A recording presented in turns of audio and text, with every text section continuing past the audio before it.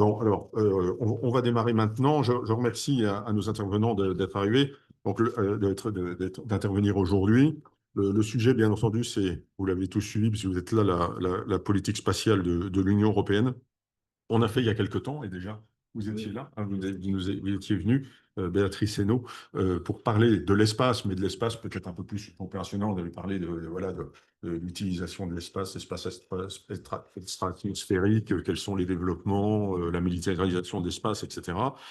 Aujourd'hui, nous avons le bonheur d'accueillir le capitaine de vaisseau Benjamin Leroy, qui est chef de la division relations internationales du commandement de l'espace qui fait partie de l'armée de l'air, mais qui a une vocation interarmée. Je le dis bien, c'est c'est à peu ça, près ça. c'est ça, Donc faut bien le comprendre, ça. c'est ça.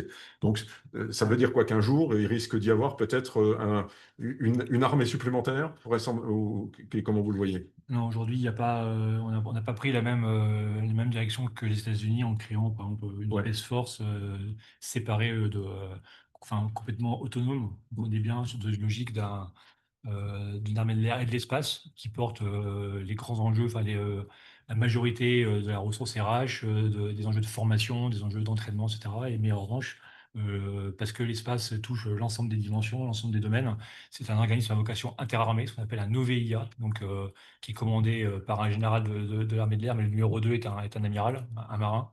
Et donc c'est un grand commandement de l'armée de l'air et de l'espace, mais un organisme à vocation interarmée. Voilà, avec une Ouais. double chaîne de commande. C'est Ouais. un peu compliqué, mais comme on aime bien le faire chez nous. Voilà. Et ensuite, donc, Béatrice Ernaud, qui en plus d'être capitaine au sein de l'armée de l'air et docteur et chercheuse à l'IRSEM, dans ce domaine de stratégie, normes, doctrine de l'espace. Enfin, votre sujet, c'est l'espace Oui, global. Voilà. ce sont les politiques Donc spatiales. nous avons d'un côté l'opérationnel, j'allais dire, et puis de l'autre côté, une chercheuse qui va nous présenter une vision peut-être plus académique, etc. Mais ce qui est très intéressant, bon, vous voyez bien aujourd'hui l'importance de l'espace dans tout ce que l'on voit dans la guerre d'Ukraine également, la guerre qui est à nos portes. On voit bien entendu le rôle d'Elon Musk avec Starlink, etc. On voit bien la volonté par certains acteurs géopolitiques de militariser l'espace dans un avenir. Est-ce que c'est pas commencé, etc. Et donc l'Europe, la France, déjà vous allez nous faire un petit point sur la France ici, me semble-t-il. La France et l'Europe doivent être au rendez-vous. La France d'abord, bien sûr, puisque c'est notre pays. Puis ensuite, il faudra se poser la question de savoir quelle est la doctrine européenne en la matière. Est-ce qu'on est sur la bonne voie? Est-ce qu'on est en train de se diriger vers quelque chose de cohérent ou est-ce qu'il y a beaucoup à faire? Donc tout ça, ça va nous permettre de faire un point là-dessus. Est-ce que demain, l'Europe peut constituer finalement une puissance crédible ou bien est-ce que ça restera un espace des nations? Voilà.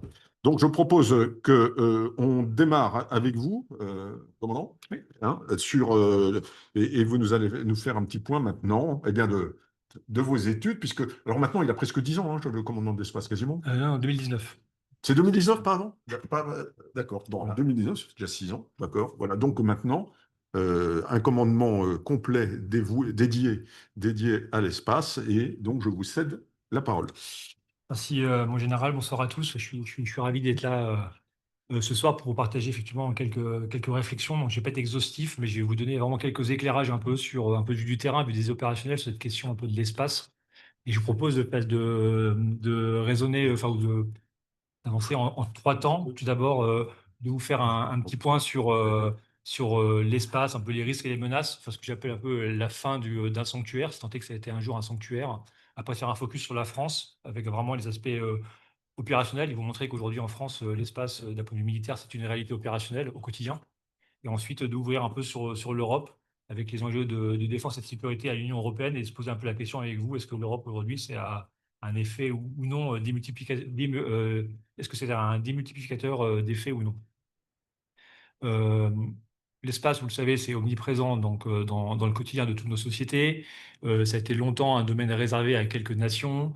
Aujourd'hui, c'est ouvert à une croissance d'acteurs, qui soient étatiques ou non étatiques. Il y a plein de nouveaux entrants dans le sillage un peu de ce qu'on appelle le New Space, même si c'est un peu difficile de caractériser exactement ce que c'est que le New Space. Mais en gros, on vient bouleverser un peu tous les codes établis jusqu'à présent. Il y a une agilité, une prise de risque beaucoup plus importante qui arrive dans un secteur qui maintenant emploie une forte compétitivité, une forte compétition, et qui, parce qu'on a miniaturisé les charges, parce qu'on a digitalisé ce qu'on fait, le coût en fait de ce qu'on envoie dans l'espace a complètement baissé. Donc les barrières à l'entrée, je vais dire, ont explosé avec un nombre d'acteurs effectivement qui a grandi de manière exponentielle. Donc le corollaire, le premier point, si on parle un peu des risques dans l'espace rapidement, bah, c'est qu'on a multiplié les objets spatiaux. Il y a plus de 48 objets aujourd'hui qui sont suivis, avec notamment l'arrivée des larges constellations, on pourrait y revenir, américaines ou chinoises, notamment en orbite basse. Et tout ça, bah, ça met plus de monde. Éventuellement, de temps en temps, il y a des choses qui se passent pas très bien, ça fait des débris. Et pour exemple, un débris à 200 km d'altitude, donc vraiment en orbite très basse, il fait 8 km par seconde. Donc il fait un Paris-Marseille en 1 minute 30. Il fait le tour de la Terre en 1 heure et demie. Donc en fait, c'est pour vous donner même quelque chose de très petit, en fait, ça a une force cinétique vraiment très importante. Et par exemple, nos satellites d'observation de la Terre, donc les satellites CSO, nos satellites militaires d'observation, ils voient grosso modo par semaine à peu près entre 75 à 100 objets qu'on considère comme potentiellement dangereux. Ça veut dire qu'ils passent à moins de 40 km de notre satellite. C'est juste pour vous donner un peu un exemple un peu de cette congestion un peu de l'espace. En revanche, l'espace, comme je vous le disais, c'est plus un sanctuaire. Maintenant, il y a également des menaces. Il y a un changement de paradigme sur ce domaine, qui est de plus en plus contesté et qui finalement, nous, vu des opérationnels, c'est un milieu qui se caractérise par une absence de frontières. C'est-à-dire que quand on est dans l'espace, on va croiser en permanence à la fois nos alliés, nos partenaires et nos compétiteurs. La géographie spatiale n'est pas la même géographie terrestre. Donc en fait, la profondeur stratégique, en fait, on la revoit de manière complètement différente. Sur un orbite géostationnaire à 36 000 km, quand vous réservez ce qu'on appelle des places de parking, votre satellite, il peut être juste à côté d'un satellite chinois ou un satellite russe, en fait. Et donc, en fait, on revoit complètement cette géographie. Euh, il y a une dualité forte. C'est-à-dire qu'aujourd'hui, caractériser une arme dans l'espace, finalement, un objet qu'un bras robotisé qui peut prendre un satellite et un débris et l'envoyer effectivement en orbite cimetière, il peut faire la même chose avec un de vos satellites. Les Chinois ont fait des expérimentations il n'y a pas très longtemps qui étaient à la fois qui étaient un vrai signalement stratégique par rapport à leurs compétences. Euh, L'espace, c'est pas si transparent que ça. Donc, on a quand même des difficultés à détecter, à voir ce qui se passe, à attribuer des actions qui s'y passent. Et puis, on a un corpus juridique qui est extrêmement libéral. On peut quasiment tout faire à partir du moment où on n'embête pas le voisin. Finalement, aujourd'hui, tout ça mis ensemble, ça fait que c'est un milieu qui est quand même assez propice au développement de nouvelles formes de puissance, de nouveaux enjeux de pouvoir. Au quotidien, ce que je peux vous dire, c'est que on voit nos compétiteurs tous les jours faire des choses. Je reviendrai par la suite, mais dans la stratégie spatiale de défense de 2019, on avait commencé à imaginer des menaces. Bah, toutes les menaces aujourd'hui se sont caractérisées, enfin quasiment toutes. Donc ça va des navettes en passant par des satellites patrouilleurs plus ou moins espions, des satellites avec des poupées russes, donc voilà, des lasers, etc. Enfin, tout est c'est à peu près réalisé. Et vous le savez, dernièrement, on a même eu cette annonce de la possibilité par la Russie d'avoir des satellites, enfin des armes anti-satellites nucléaires positionnés dans l'espace. Donc là, effectivement, on arrive vraiment au bout du bout avec normalement la seule chose qui est interdite par le traité de 67 de l'espace, qui est la mise en place d'armes de destruction massive dans l'espace extra-atmosphérique. Euh, Sur le domaine un peu plus ancien, et je terminerai par là un peu pour mon panorama sur la notion d'un sanctuaire, sur l'appui spatial aux opérations, qui était un peu le rôle, enfin, je dirais, initial de l'espace. On se servait de l'espace pour de l'imagerie, pour des communications. Je pense que la guerre en Ukraine aujourd'hui, ça a été un véritable révélateur, enfin, ou un accélérateur de la transparence globale du champ de bataille.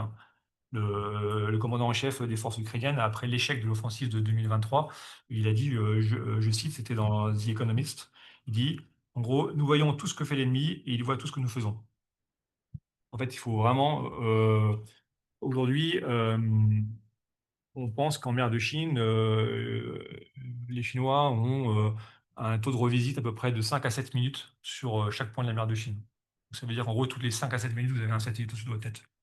Lorsque vous déployez un porte-avions, la manière de gérer effectivement un déploiement enfin, change complètement ça change complètement de paradigme.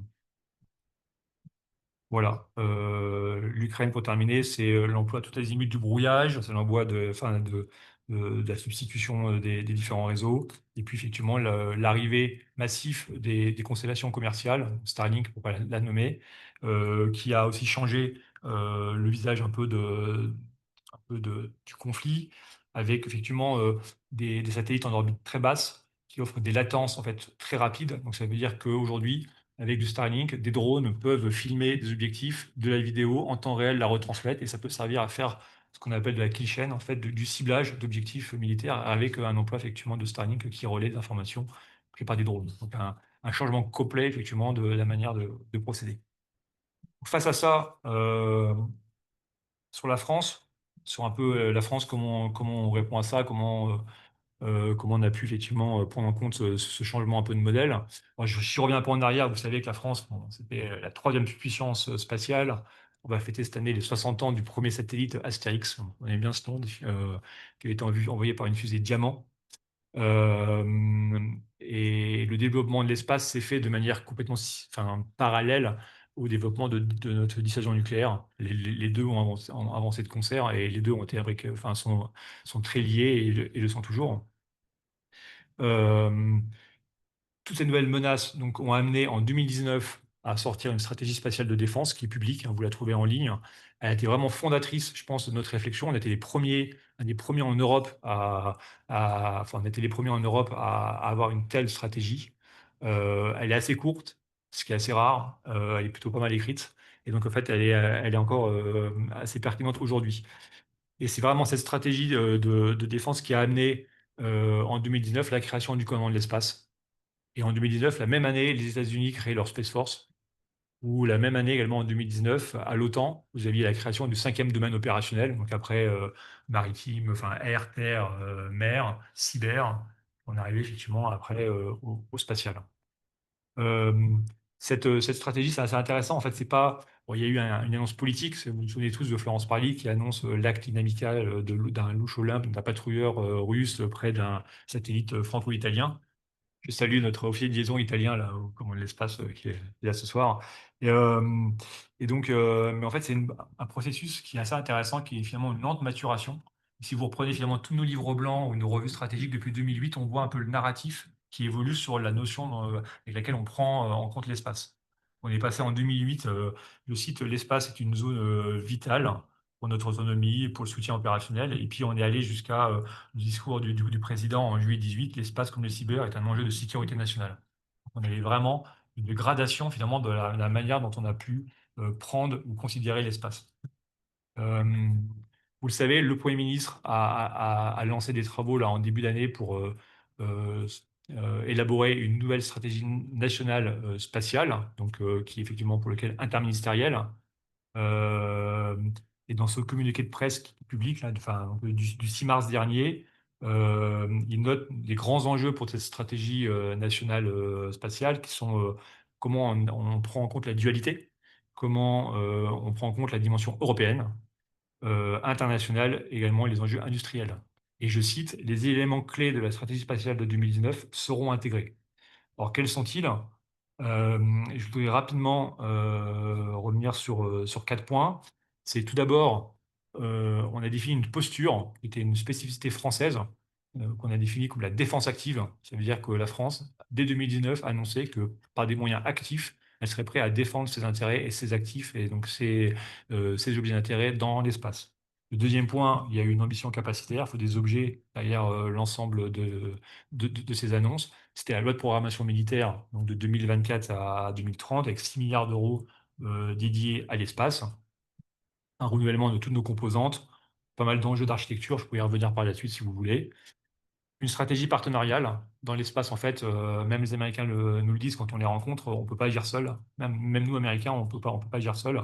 Et donc, l'objectif ou l'intuition de 2019, c'était de passer d'un modèle de coopération qui était souvent très capacitaire avec nos proches alliés européens à des coopérations opérationnelles et ouvertes finalement sur l'ensemble du spectre, à aller voir plus loin. Et donc, ça a ouvert pour le CDE des coopérations en Indo-Pacifique, des coopérations un peu sur tous les continents mais avec une vocation opérationnelle. Euh, voilà un peu ces 3 premiers points. Et le dernier point, alors, je vais juste vous le mentionner parce que ce serait trop long, mais on pourrait y revenir dans les questions si vous voulez. C'était à la fois, c'est comment on maintient dans tous les organismes internationaux, en particulier aux Nations Unies, comment on maintient notre liberté d'action, dans toutes les discussions qu'on peut avoir de régulation à Vienne, à Genève ou à New York, tout en maintenant un maintien de notre liberté d'action, tout en conservant notre statut d'opérateur responsable. C'est-à-dire qu'on ne fait pas n'importe quoi dans l'espace, on ne va pas créer des débris pour créer des débris. Et donc, c'est vraiment cet enjeu, cet équilibre, qui est un peu cette position d'équilibre de la France qu'on maintient et qu'on maintient toujours. 2025, c'est une année, on dit que c'est l'année de l'espace. Je ne sais pas si c'est vrai, mais en tout cas, vu du commandement de l'espace, en fin d'année, on aura l'inauguration à Toulouse de notre nouveau bâtiment, le nouveau centre de commandement, avec également ce qu'on appelle notre l'IOC, qui est donc notre capacité opérationnelle initiale. Pour autant, on n'a pas attendu 2025 pour faire des opérations. Et pour terminer un peu sur le volet France, avant de passer au volet européen, je voudrais revenir sur trois petits points. Euh, L'espace, aujourd'hui, est au cœur de toute l'approche qu'on a au sein des armées, qu'on appelle M2MC, multimilieu, multichamp. C'est-à-dire qu'aujourd'hui, l'espace est un des domaines avec lesquels on va conduire des opérations maritimes, aériennes, du cyber. Et donc, c'est la combinaison de l'ensemble de ces effets vont permettre d'arriver à un effet militaire final recherché. On a rejoint fin 2024 ce qu'on appelle une opération américaine qui s'appelle l'opération Olympic Defender, maintenant qui a pris un caractère multilatéral. Nous sommes sept dans cette opération qui initialement était fermée aux Five Eyes, donc qui est sous le commandement américain, mais ouvert au début qu'au Canada, Grande-Bretagne, Nouvelle-Zélande, Australie. Et avec l'Allemagne, nous avons rejoint cette opération fin 2024 et c'est une opération permanente de surveillance de l'espace, également après, dans un deuxième temps, d'action dans l'espace. Et il y a une annonce, alors je pense qu'il peut obligatoirement passer ou qui est resté un peu dans les réseaux un peu confidentiels, mais euh, en avril dernier, lors du Space Symposium à Colorado Springs aux États-Unis, qui est un peu le grand rendez-vous annuel de la communauté spatiale civile, militaire, le général Whiting, qui est le commandant, le Space Commander américain, qui commande l'US Spacecom, l'équivalent du commandement de l'espace français, a annoncé qu'effectivement, a officialisé que pour la première fois, nous avons fait une opération bilatérale franco-américaine de rendez-vous en orbite dans l'espace et en proximité d'un compétiteur pour faire du signalement stratégique. C'était une des premières. Je pense que c'est la première fois que les États-Unis le font avec un partenaire et ils l'ont fait avec la France. Je vais terminer mon propos en focalisant maintenant un peu sur l'Union européenne. Est-ce que finalement, dans ce cadre-là, à quoi sert l'Union européenne? Est-ce que c'est un démultiplicateur d'effets ou pas, vu des opérationnels? Et je veux juste partager avec vous trois petits points. D'abord, ce que j'appelle un prérequis, c'est la notion d'acculturation stratégique de l'Union européenne. Un deuxième point qui est l'objectif, c'est une sorte d'autonomie stratégique qui est plus capacitaire. Et il y a un critère de succès qui est comment on va opérationnaliser tout ça. Euh, sur l'acculturation stratégique, euh, simplement mentionner que euh, il y a une stratégie spatiale de sécurité et de défense de l'Union européenne qui a été portée par la France lors de sa présidence française de l'Union européenne il y a quelque temps et qui a créé une véritable dynamique. Enfin, je pense que y a une prise de conscience au sein de l'Union européenne des enjeux de l'espace, le durcissement de l'environnement stratégique spatial. Et je pense qu'aujourd'hui, on assiste à un véritable changement de paradigme au sein de l'Union européenne, qui assume la dualité de son programme spatial de plus en plus. Quand on va à Bruxelles pour parler espace, ou chaque année, en janvier, il y a la EU Space Conference, qui est la grande conférence du spatial européen. Maintenant, on voit quasiment autant d'uniformes que de costumes. On parle de défense, de sécurité. Je pense qu'il y a 5 ans en arrière, ce n'était pas du tout dans l'ADN de l'Europe, effectivement, d'évoquer ces sujets. En revanche, et c'est ce qui différencie l'Europe de l'OTAN, l'Europe, ce n'est pas une alliance militaire. Et donc, elle ne peut pas faire du spatial de défense par elle-même. C'est bien de la prérogative des États membres. Donc, à l'Europe, le spatial est une compétence qui a une double tutelle, qui à la fois dépend de la Commission, qui est dans le pilier communautaire, mais également du pilier intergouvernemental, qui est de la responsabilité des États. Vous avez tous noté qu'on a créé un commissaire récemment, un commissaire à l'espace et à la défense. Donc, on voit bien très bien le rapprochement des deux sujets. Vous pourrez y revenir si vous voulez. Et concrètement, l'UE, aujourd'hui, c'est pas une alliance militaire et c'est un opérateur spatial. Donc en termes d'opérateur spatial, elle va effectivement opérer des actifs, des assets, des satellites, soit Galileo pour la partie PNT, demain de la connectivité, etc. Et donc face à ça, elle fait face à des risques, des débris, etc. Elle a mis en place des structures pour répondre à ça. Et également, elle fait face à des menaces. Et tout l'enjeu, c'est qu'aujourd'hui, l'Union européenne, elle ne peut pas en tant que telle répondre seule à ces menaces. En tant que l'Union européenne, la Commission, ce n'est pas dans ses prérogatives. Donc aujourd'hui, elle ne peut pas avoir seule la maîtrise, la compréhension et la réponse, la gestion de l'escalade finalement d'une réponse face à une menace, un compétiteur qui pourrait être amené à avoir testé l'Union européenne, testé la solidarité stratégique entre les membres de l'Union européenne. Donc c'est bien une compétence partagée dans laquelle il faut que à la fois les États membres s'investissent. Et c'est pour ça que je parle d'acculturation stratégique. Il faut que les 27 prennent en compte ce sujet et puissent effectivement faire monter en gamme les instances de l'Union européenne en charge effectivement euh, euh, du suivi, de la réponse aux menaces. Donc, je pense en particulier au, par du Quai d'Orsay de l'Union européenne, enfin le service d'action extérieure de l'Union européenne, l'état-major de l'Union européenne. Donc, c'est la manière dont on va pouvoir acculturer et faire monter en gamme ces entités qui sont vraiment un maillon essentiel de la réponse effectivement de l'UE en tant qu'opérateur spatial. Typiquement, pour un exemple très concret, toutes les semaines, du coup, l'espace, on a un briefing opération qui est le vendredi matin. Demain matin, on a notre briefing opération du matin. Et à l'issue, à chaque fois, il y a une partie qu'on envoie à nos alliés proches et une partie qu'on envoie vers Bruxelles, au SEAE, dans lequel on fait un point des opérations, on partage de l'information, des éléments sur la menace, et qu'on envoie effectivement via notre représentant permanente à Bruxelles, vers Bruxelles. On sait qu'il y a d'autres pays qui le font, l'Allemagne le fait, l'Espagne le fait, et on engage effectivement tous les pays les 27 à le faire également, dans la mesure de leurs moyens, pour accompagner l'Europe dans sa montée en gamme. Sur l'autonomie stratégique, euh, pour terminer, la France soutient la montée en puissance de l'Union européenne et du programme spatial de l'Union européenne. Donc, c'est un programme civil, mais dual. Vous savez qu'en ce moment, on est en train de de préparer ce qu'on appelle le MFF en anglais ou le CFP, le cadre financier pluriannuel, cette espèce de c'est la loi de programmation financière de l'Union européenne, donc qui va se découler sur 2028-2035. On annonce plus qu'un doublement des montants qui seront alloués au spatial. Aujourd'hui, dans la loi actuelle, on est autour des 17 milliards et on va passer pour à 40 milliards. Donc on voit bien que l'UE, pour le coup, par rapport à votre question, en général, a un poids politique, un poids financier important justement dans la mise en place, le développement de capacités. Alors, si je voulais être un peu joueur, je dirais bah, l'Union européenne va mettre en place des infrastructures duales qui vont après nous servir effectivement à la fois d'un point de vue gouvernemental, donc militaire, et pas que, civil, etc. Le temps, en revanche, je pense que le temps presse, le temps joue un peu contre nous. Et donc aujourd'hui, si je reviens, nous, du côté du ministère des Armées, on n'a pas de spécification militaire pour ce programme. C'est un programme civil. Et on ne va pas vouloir commencer à mettre des spécifications militaires parce que de toute façon, en plus, ça viendrait rajouter du temps, ça viendrait, euh, je pense que ce serait un facteur de, de ralentissement du projet. Ce qui est important, c'est un peu le time to market hein, en bon français. Il faut que ça arrive vite. On a des attentes dans les 2, 3, 5 ans à venir. Donc, très concrètement, c'est quoi? C'est Galileo, qui est le GPS européen, comme complémentarité, effectivement, aujourd'hui de ce programme par rapport au GPS. On pourrait y revenir si vous voulez par la suite. Euh, Également, de faire valoir Galileo à l'OTAN. Moi, j'y suis régulièrement. On voit que les lignes commencent à bouger. Même les Américains commencent à dire c'est pas mal en termes de résilience.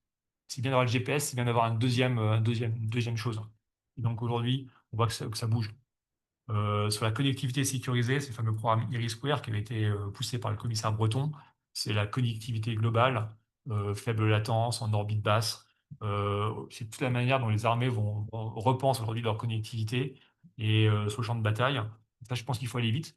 Aujourd'hui, vous avez Starlink d'un côté qui est en train de mettre ses satellites, et vous avez des méga constellations chinoises, deux méga constellations, certaines annoncent plus de 50 ou 60 000 satellites.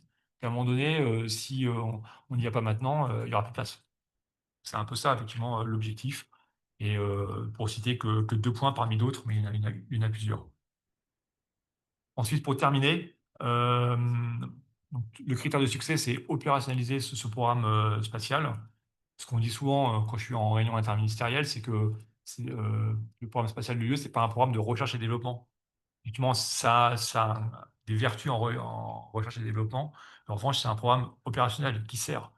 Hem Et donc pour nous, c'est important d'avoir, mais je pense d'un point de vue gouvernemental, c'est pas que militaire bien sûr, c'est d'avoir un programme opérationnel, hem et qui est à la fois résilient, qui est sûr, dont la mise en œuvre est effective et dans un contexte de menaces qui vont, s'accroître.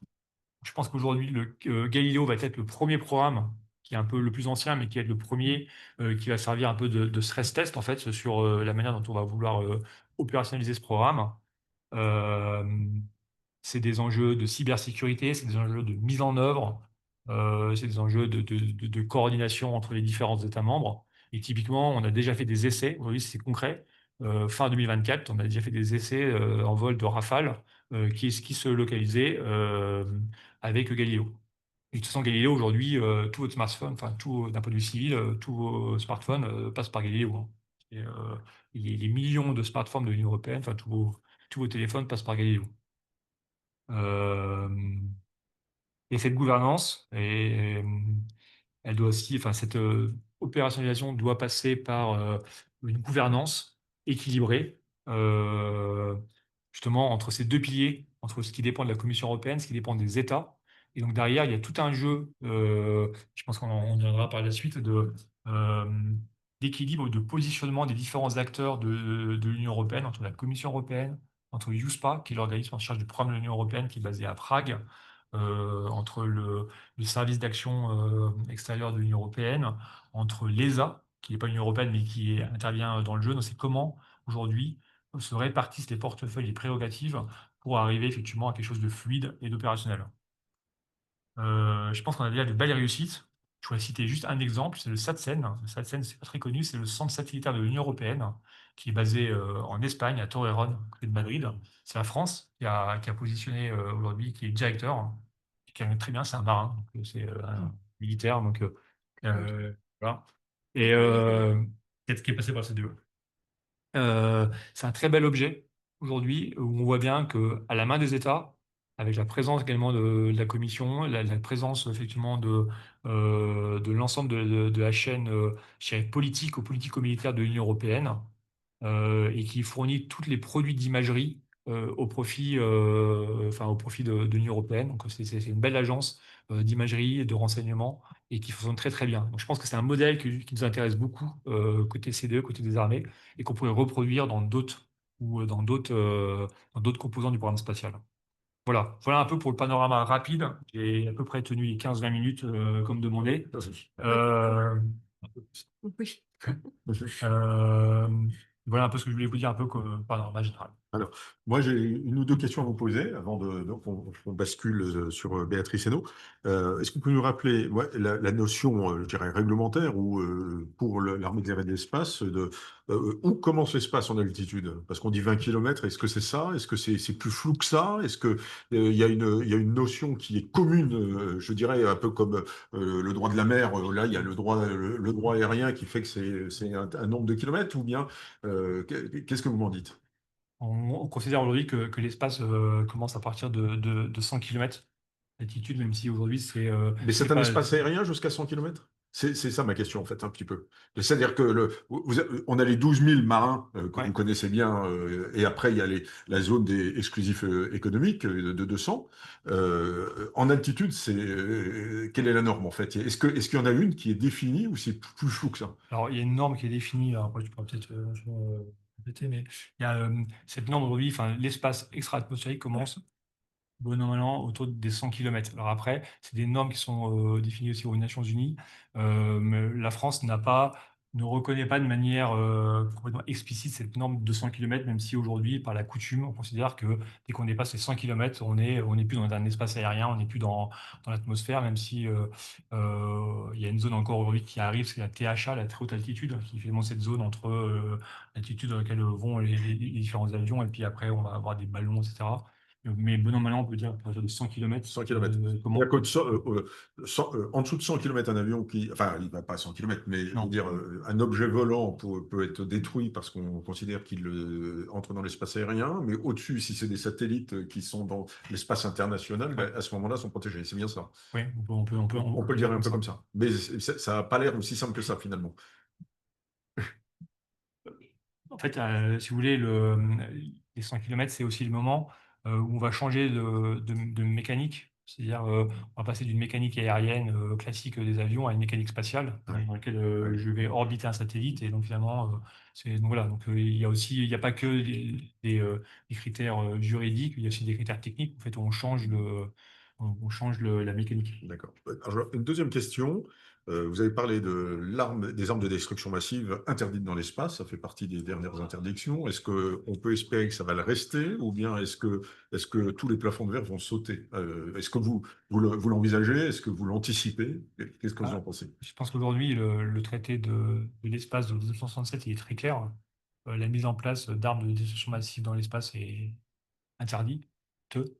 C'est la seule interdiction formelle, explicite de ce traité. Euh, Aujourd'hui, on voit très bien que les Russes ont commencé à fendiller, craquer, Ouais, c'est casser ça. ce plafond de verre, parce qu'il y a déjà effectivement cette annonce d'un projet de satellite, de mise en place d'arme nucléaire dans l'espace à vocation anti-satellite. Ouais. Bien. Un grand merci pour ces éclaircissements et votre exposé. Maintenant, on va passer la parole à Brett Risseno qui va nous donner son avis. Alors, peut-être plus critique en tant que chercheuse sur la politique spatiale européenne. Qu'est-ce que vous en pensez, en fait? Est-ce qu'on est dans la bonne direction? Est-ce que on est véritablement... Là, je vous ai senti assez positif, finalement, sur lui, comme acteur. Alors, j'ai bien noté que c'était un opérateur spatial, sémantiquement, mais pas une agence militaire. Donc, est-ce que l'Union européenne nous permet dans l'avenir d'avoir des développements? Et puis, vous nous direz peut-être un mot sur nos compétiteurs également, c'est-à-dire que dans la grande compétition internationale, où est-ce qu'on se place? Est-ce que on est véritablement, France d'ailleurs, et Union européenne parmi les grands? Est-ce qu'on est en train de se faire larguer? Est-ce qu'on est en train de se faire dépasser par la Chine, dont on dit, c'est des milliers, ça, vous avez dit tout à l'heure, de satellites, c'est ça? Oui, Ouais, oui, les méga voilà. constellations, plusieurs dizaines de milliers. D'accord. Voilà. Donc on voit qu'il y a des compétiteurs très très sérieux. D'ailleurs, quels sont ces compétiteurs? Ça serait intéressant de le savoir. Donc je vous cède la parole. Voilà. Merci beaucoup, mon général. Bonsoir à tous. Merci de votre présence et merci de m'avoir invité à cette conférence. Je suis très contente de la faire en plus avec le commandement de l'espace. Donc effectivement, moi, mon propos, je ne sais pas si je vais être plus critique, mais en tout cas, je vais essayer de le focaliser sur l'Europe spatiale. Qu'est-ce qu'on appelle l'Europe spatiale? D'avoir un petit point de vue historique pour essayer d'avoir des repères aussi dans le temps et puis de rebondir un peu sur les propos du commandant pour expliquer un peu pourquoi malgré la volonté politique qui a l'air d'être là au niveau européen, on peut avoir quand même encore des freins aujourd'hui. Donc, en bonne chercheuse, même si j'ai été en poste quand même au commandement de l'espace précédemment, en bonne chercheuse, je vais quand même vous présenter mes sources et puis ça peut aussi vous donner des idées de lecture peut-être pour cet été. Donc, je me suis basée notamment sur 3 documents, même si j'en ai feuilleté d'autres, bien sûr. Peut-être vous l'avez déjà lu, parcouru, ou peut-être que ça va être un achat à faire pour cet été. C'est Révolution spatiale du général Steninger. Donc, le général Steninger est un général de deuxième section de l'armée de l'air, enfin, qui n'était pas encore l'armée de l'air et de l'espace, et il est conseiller militaire au CNES. Donc, je vous le recommande. Il est sorti assez récemment et il y a effectivement un paragraphe sur l'Europe spatiale. Il n'y a pas que ça, mais il y a un paragraphe sur l'Europe spatiale. Et puis, je crois que c'est le dernier ou un des derniers numéros de la RDN, donc d'avril 2025, qui se focalise sur l'espace et ses enjeux. Donc là, c'est pareil, hein, il n'y a pas que l'Europe spatiale, mais il y a des développements qui sont assez intéressants dessus. Donc, je vous recommande éventuellement la lecture, hein, si vous voulez poursuivre après cette conférence. Et puis, un document proprement, j'allais dire européen, c'est le rapport Draghi. On en a parlé dans la presse pour ceux qui s'intéressent au sujet. Donc, c'est un rapport de Monsieur Draghi, donc l'ancien président de la Banque centrale européenne et ancien Premier ministre italien, qui a été chargé de présenter ce rapport à la Commission européenne, qui porte sur la compétitivité de l'Europe, en fait. Et il y a effectivement un paragraphe aussi sur le spatial. Donc, c'est beaucoup plus large, mais dans ce rapport qui est très critique par rapport à l'Europe spatiale, on trouve un peu les éléments peut-être de réponse, parce qu'il y a aussi des recommandations pour notre Europe spatiale. Donc voilà, c'était juste en introduction pour vous donner aussi des idées de lecture si jamais vous en manquez. Alors, quand on parle de l'Europe spatiale, puisque là c'est quand même le titre de la conférence, Europe spatiale et défense. Europe spatiale, c'est un peu flou finalement, parce que l'Europe n'est pas unitaire. Donc ça, on en est conscient, hein, pas seulement au niveau spatial, mais encore plus peut-être au niveau spatial, parce que quand on parle d'Europe spatiale, on l'a dit avec le commandant précédemment, on parle de l'Union européenne, qui est une entité, on parle de l'Agence spatiale européenne, et on parle aussi des États pris isolément de leur propre politique. Donc on voit que quand on parle Europe spatiale, on parle de ce package, entre guillemets, un anglicisme pas très joli, mais on parle de cet ensemble qui constitue finalement l'Europe spatiale. Donc on verra les forces et les faiblesses de ces différentes entités, mais voilà un peu pour qualifier cette Europe spatiale. Alors juste pour rappeler quand même Cocorico, que dans cette Europe spatiale, c'est quand même la France qui a été la première à créer son agence spatiale en 1961. Donc voilà, on est un peu précurseur sur le sujet. Et d'autres agences nationales vont venir après, mais quand même longtemps après, hein. L'Italie en 1988 et l'Allemagne en 1989. Donc ça ne veut pas dire qu'elle ne faisait rien avant ces dates-là, mais quand même la création d'une agence spatiale, ça marque un peu dans le temps un positionnement aussi politique. Vous voyez que c'est quand même longtemps après la France. Et finalement, ces pays qu'on voit, donc années 60 pour la France, années 80 pour l'Italie et l'Allemagne, finalement, c'est des pays qu'on va retrouver aujourd'hui qui sont les pays avec lesquels on coopère, mais avec lesquels aussi on est compétiteurs. Donc j'ai trouvé ça plutôt intéressant. Alors, on a parlé beaucoup, enfin un petit peu de l'Agence spatiale européenne pour la distinguer de l'Union européenne et de la Commission, comme vous le mentionnez. Donc, l'Agence spatiale européenne a été créée en 1965 et elle s'est créée sur les ruines, entre guillemets, de deux organisations précédentes qui étaient nées dans les années 60, notamment en 1964. Donc, rapidement, la European Space Research Organization, pardon, donc l'ESRO, et ensuite l'ESRO qui avait la mission de développer des satellites scientifiques, et la European Launcher Development Organization, donc l'ELDO, toujours en 1964, qui, elle, avait pour mission de développer un lanceur lourd qui s'appelait Europa. Donc on avait ces deux organisations. Alors l'ESRO pour le développement des satellites scientifiques a plutôt bien fonctionné, puisque 4 ans après sa création, on a eu un lancement d'un satellite scientifique. Par contre, l'ELDO, donc, qui était en charge de développer un lanceur lourd déjà pour l'Europe, ça a été beaucoup plus difficile. Donc il y a eu beaucoup plus de dissensions, on va dire, dans le groupe, hein, de 10 États à l'époque. L'ELDO était constitué de 10 États européens, et ça a été un peu plus difficile. Donc il y a eu des échecs successifs et finalement une réorganisation où la décision a été prise parce qu'on était presque au bord d'une explosion finalement de ces deux organisations. Ça aurait été un peu dommage que l'Europe spatiale s'arrête là. Donc il y a eu la volonté de faire autre chose finalement face à l'échec de l'ELDO, et on a confié à la France le développement d'un lanceur, donc le futur Ariane, aux Britanniques le développement d'un satellite de communication maritime, et aux Allemands le développement du Space Lab, donc c'était une station spatiale habitée qui devait être intégrée à la navette américaine. Donc on avait donné un peu, on avait réparti un petit peu les prérogatives, et c'était beaucoup plus simple comme ça, plutôt que d'essayer de faire un lanceur Europa qui devait être constitué, alors je ne sais plus dans le détail, mais c'était un étage français, un deuxième étage allemand, etc. Donc là, ça a été un peu difficile de faire ça. Et finalement, la décision a été également prise de réunir donc l'ELDO et l'ESRO pour faire l'ESA en 1975. Donc j'espère que j'ai été claire jusque-là. C'était la petite partie historique, je ne vais pas y passer plus de temps. Donc ce qui est intéressant quand même, c'est que dans l'ESA, donc l'Agence spatiale européenne, donc une agence intergouvernementale, elle a une convention. Et dans cette convention, il est bien dit que cette agence spatiale sera destinée à développer à se développer dans le domaine de la recherche et de la technologie à des fins exclusivement pacifiques. Et ça, c'est important parce que dans le traité de l'espace qu'on a mentionné tout à l'heure, on parle d'usage pacifique de l'espace. Bon, il n'y a pas beaucoup plus de développement dessus, mais là, on parle d'usage exclusivement pacifique. Donc, normalement, on excluait, finalement, on a toujours ces missions scientifiques dont je vous ai parlé que historiquement, ces États européens se les étaient appropriés. Et là, on va exclure toutes les technologies qui sont relatives à la défense et à la sécurité.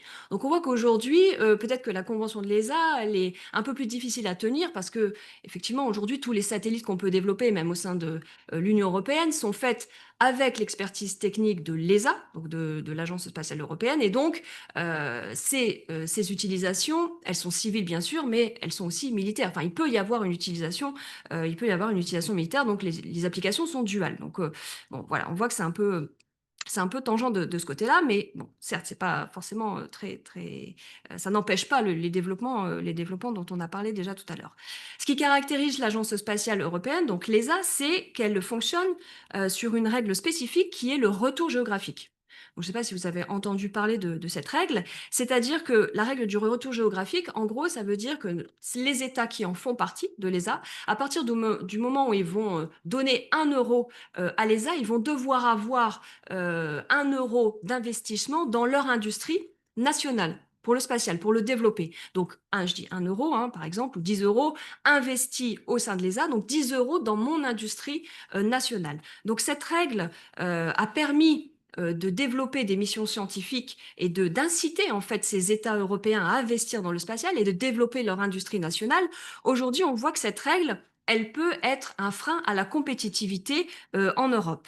Au sein de l'ESA, ce qui est important aussi, c'est qu'on a 2 piliers, entre guillemets, on a les programmes obligatoires et les programmes optionnels. Donc là, dans les programmes obligatoires, qu'est-ce que c'est les programmes obligatoires? C'est les programmes au sein desquels les États sont obligés de donner de l'argent et de participer. Donc on a le budget général de l'ESA, ce qui semble un peu logique, et on a aussi les missions scientifiques. Donc ça, les États membres de l'ESA doivent obligatoirement y participer financièrement au prorata de leur PIB. Donc c'est plutôt juste, on va dire.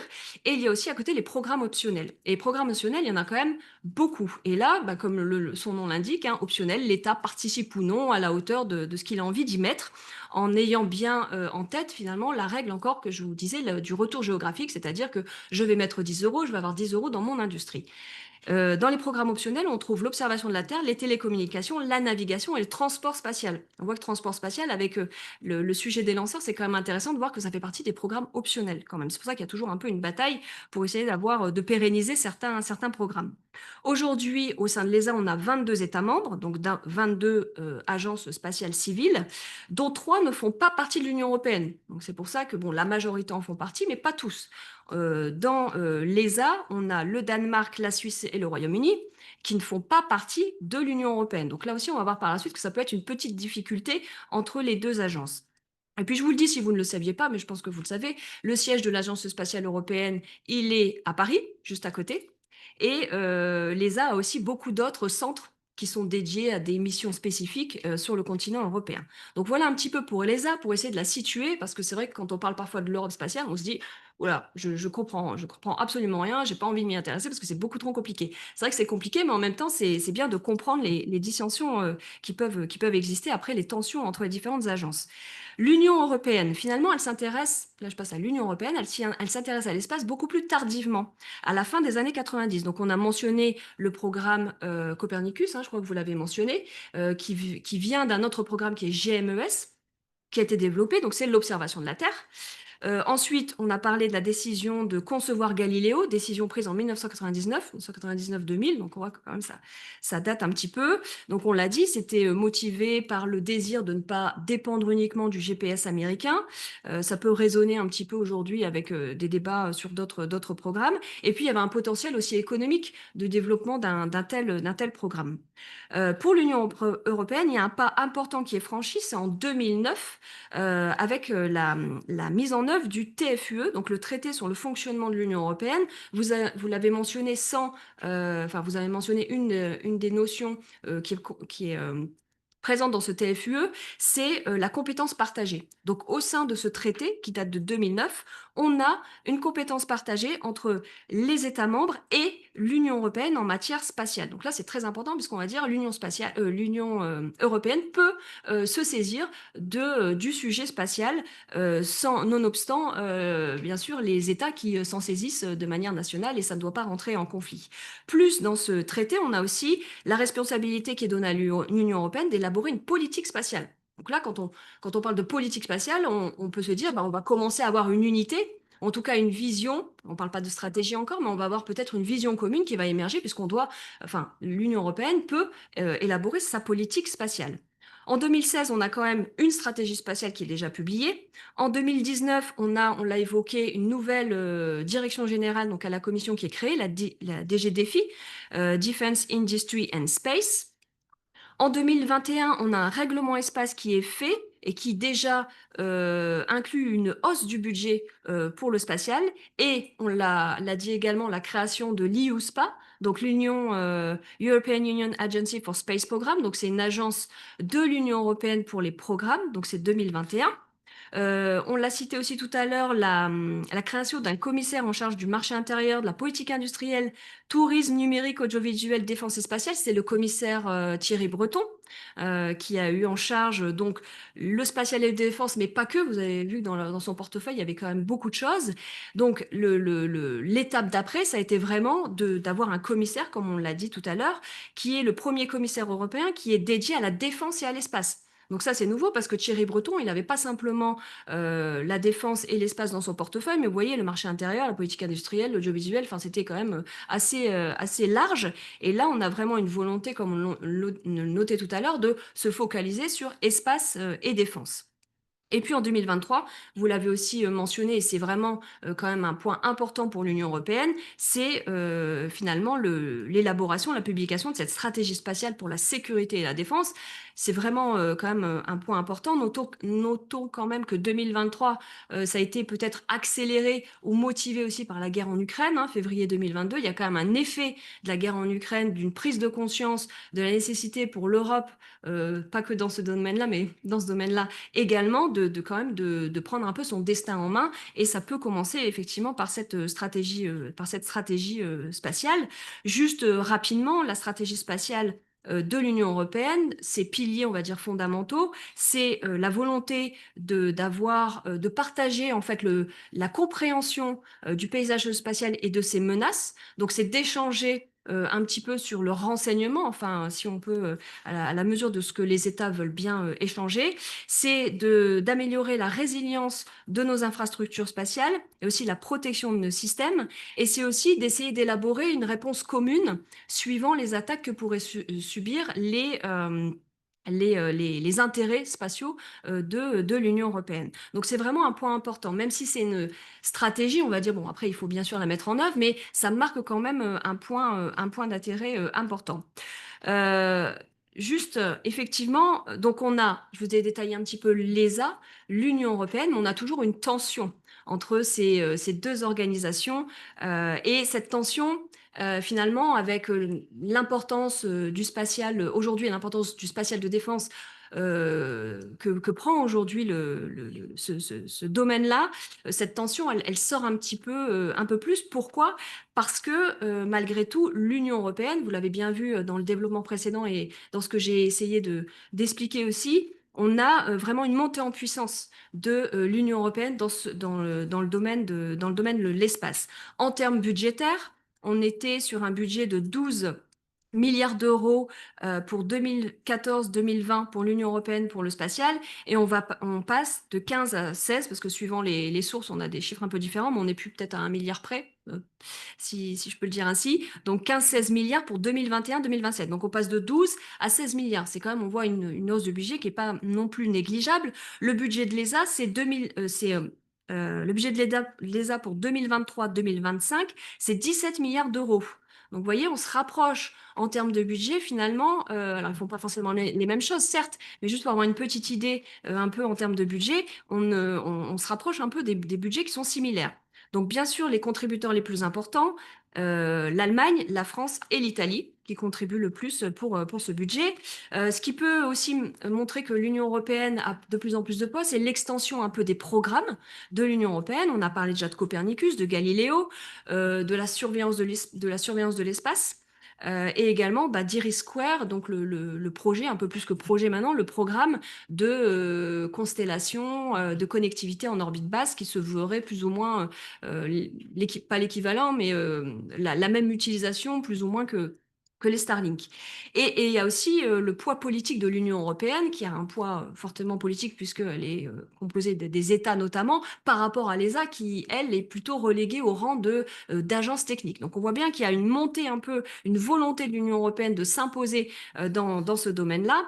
Et l'ESA qui aimerait aussi avoir son rôle à jouer, elle a un rôle à jouer, mais qui est un peu gênée aux entournures parfois par l'Union européenne qui prend de la place. Et la relation entre l'Agence spatiale européenne et l'Union européenne, elle est fragilisée par trois choses. Elle est fragilisée notamment, comme je vous le disais, il y a 3 États membres qui sont membres de l'Agence spatiale européenne et qui ne sont pas membres de l'Union européenne. Donc la Norvège, la Suisse et le Royaume-Uni. Et ça empêche un peu d'avoir une relation fluide entre les deux parce que, par exemple, l'Union européenne ne peut pas facilement déléguer certains pans de programmes spatiaux qui seraient sensibles, puisque effectivement, on ne va pas partager avec les États qui ne font pas partie de l'Union européenne. Donc ça devient un peu complexe de faire un programme, mais en éliminant certains membres, ou alors du coup, on ne va pas faire le programme, on ne va pas le faire comme ça. Du coup, c'est un peu plus complexe. Et puis, il y a l'exclusion des Britanniques, parce qu'on pourrait dire, bon voilà, c'est la Norvège, la Suisse. Enfin, je ne juge pas de leur capacité, mais on pourrait peut-être essayer de faire ça. Mais les Britanniques ont des réelles compétences, capacités, ambitions, etc. Ils sont performants et pourtant, ils ne peuvent pas répondre aux appels d'offres de l'Agence spatiale européenne pour les programmes de l'Union européenne. Bon, c'est logique, mais en tout cas, ça crée certaines tensions. Donc là, premier point, premier facteur qui fragilise cette relation et cette fluidité entre ESA et Union européenne. Ensuite, on a des politiques industrielles qui sont complètement opposées. Comme je vous le disais, à l'ESA, c'est le principe du retour géographique. Donc, 1 euro investi, 1 euro au sein de mon industrie nationale. Alors qu'au sein de l'Union européenne, on a des procédures compétitives. Donc, on a des appels d'offres et en gros que le meilleur gagne. On n'est pas sur je vais forcément investir dans ton industrie parce que tu m'as donné de l'argent sur tel ou tel programme. Donc, on a des procédures, des politiques industrielles qui sont opposées. Donc là, c'est un peu plus difficile. Et puis, il y a aussi un sentiment, là, c'est vraiment plutôt dans le sentiment, mais l'Union européenne devient une concurrente un petit peu de l'ESA. Enfin, on sent qu'il y a ce sentiment un peu au sein de l'ESA. Donc, ça ne favorise pas, on va dire, un climat de confiance entre les deux. Et puis, pour rappeler aussi, on a parlé de EUSPA, donc l'Union européenne crée son propre agence spatiale pour mener les programmes. Mais on voit bien que, bon, qu'est-ce que c'est? Ça s'appelle quand même un peu agence spatiale et nous, on est une agence spatiale. Donc, ça peut être un peu, ça peut renforcer, on va dire, les tensions. Pourtant, on a quand même des documents qui essayent de répartir les rôles entre l'Union européenne et ESA. Donc, ils existent. À la Commission européenne, on donne le pilotage stratégique et le financement des programmes. À l'ESA, on donne le développement technique. Et à EUSPA, on donne l'exploitation. Donc, sur le papier, il y a quand même une répartition des rôles. Mais on voit bien que l'ESA, bon, elle est quand même un peu engoncée finalement dans ce rôle technique qui ne lui va pas forcément, où elle ambitionnerait peut-être un rôle un peu plus politique. Et aujourd'hui, alors, les débats un petit peu, ce serait, bon, ben, par exemple, sur la politique industrielle, on va faire que l'ESA arrête d'appliquer le principe du retour géographique et on applique des procédures plus compétitives pour se mettre aussi au diapason du marché mondial qui est très compétitif avec les États-Unis, la Chine, on n'a pas cité l'Inde, mais il y a d'autres États également. Sauf que cette règle du retour géographique va très bien aux petits États, entre guillemets, des États un peu moins spatiaux qui sont membres de l'ESA, parce que ça leur permet d'avoir de l'argent, d'injecter de l'argent dans leur industrie et de développer leur industrie. Et c'est pas si mal que des États développent leur propre industrie spatiale, hein, c'est pas le problème, mais ça peut créer des doublons, puisqu'on ne va pas choisir l'État en fonction de ses performances, enfin de la performance de son industrie spatiale, mais en fonction du fait qu'elle ait versé ou pas de l'argent pour ce programme. Donc les petits États, eux, veulent pérenniser ce système de retour géographique, puisque ça leur permet d'avoir de l'argent dans leur industrie, à l'inverse des États qui sont déjà des puissances spatiales comme la France, notamment, qui s'opposent à ça, qui aimeraient des procédures plus compétitives, avoir en fait les procédures, les politiques industrielles de l'Union européenne dans l'ESA pour pouvoir finalement être compétitif avec ces industriels qui sont performants. Donc on voit que au sein même des États européens, il y a cette tension, la réforme n'est pas forcément, aisée. Et puis, peut-être rapidement souligner qu'aussi, en dehors de l'Union européenne et de l'ESA, on a les États qui, dans leur périmètre national, développent aussi des politiques nationales. Hein. On a, par exemple, en Italie, un développement d'une constellation IRID, donc une constellation d'observation. Donc, on voit bien que même au niveau national, on a des programmes nationaux, c'est tout à fait normal. Mais disons qu'il faut que ça s'organise quand même avec le reste et que ça ne crée pas nécessairement peut-être des doublons. Parce que tout ça, finalement, dans l'intérêt général, on va dire, de l'Europe spatiale, ça sert pas forcément ses affaires. Et puis, bien sûr, on ne va pas ignorer que on a quand même une compétition. Je le disais tout à l'heure, entre la France et l'Allemagne. L'Allemagne qui voudrait être quand même le numéro un. Alors, ça va peut-être faire sujet à débat en tout cas, mais être numéro un à la place de la France pour le spatial européen. L'Italie qui voudrait, il me semble, des partenariats peut-être plus équilibrés avec la France. Et puis un Royaume-Uni, bon, qui n'est pas dans l'Union européenne, mais qui aimerait bien, alors peut-être ça va changer maintenant avec Trump 2, mais avoir toujours sa coopération transatlantique et puis finalement reparticiper à des programmes de l'Union européenne. On voit bien que c'est un peu difficile. Donc on a un peu cette dialectique au sein de l'Europe spatiale, de la coopération, qui est toujours là parce qu'on ne peut pas faire les choses, on ne peut pas réaliser l'ensemble des programmes spatiaux seuls, mais aussi de la compétition. C'est pour ça que parfois vous allez entendre le terme co-compétition, hein, coopération, compétition.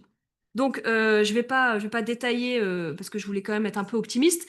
Bien sûr, dans l'Europe spatiale, il y a beaucoup de succès, hein, donc je vais peut-être pas les détailler, mais on a cité les programmes européens, on a fait partie quand même de l'aventure des vols habités avec le développement de modules, du vaisseau cargo ATV qui a ravitaillé l'ISS jusqu'en 2015. Et puis aussi, l'Europe spatiale était sur le point de concevoir un module qui devait servir dans le programme Artemis de retour sur la Lune. Alors là, effectivement, ça va peut-être être mis en cause avec les restrictions budgétaires de la NASA, mais en tout cas, voilà, on est quand même, ça il faut le dire, à la pointe. L'industrie spatiale européenne est à la pointe du développement et elle est totalement performante. Mais malheureusement, elle souffre de quelques dynamiques contraires.